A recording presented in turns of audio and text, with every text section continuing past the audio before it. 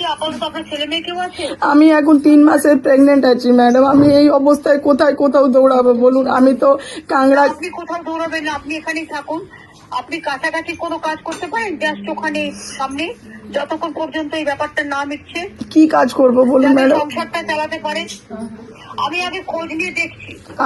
আমি দেখুন ম্যাডাম, আমি গ্র্যাজুয়েট, মানে পড়াশোনা জানি, কিন্তু আমার কাছে এখন চাকরি কি? আমার একটা বাচ্চা আছে, সে ক্লাস 3 এ পড়ে, আর আমার শ্বশুর আছে, শাশুড়ি আছে, দুজনই মানে পেশেন্টই বলুন।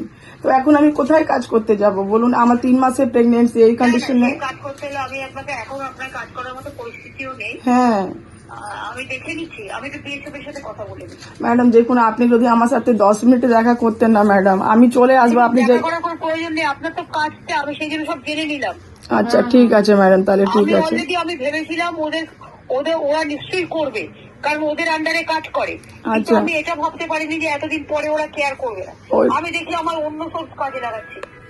যুদ্ধ হয়ে গেল, সবকিছু হয়ে গেল, শুধু ফোন করলে বলে পেশেন্স রাখিয়ে। কতদিন পেশেন্স রাখবো ম্যাডাম বলুন না? যদি সে অ্যারেস্টে থাকে তাহলে তো পেশেন্স রাখতে পারি, কিন্তু সে যদি বেঁচে থাকে তবে তো আমাকে, আমি ওইটাই হচ্ছে ও ওইখানে কি টর্চার করছে না করছে, কি রকম আছে। না, এখন আমি ঠিক আছে, আমি ধরে নিচ্ছি বিএসএফ। হ্যাঁ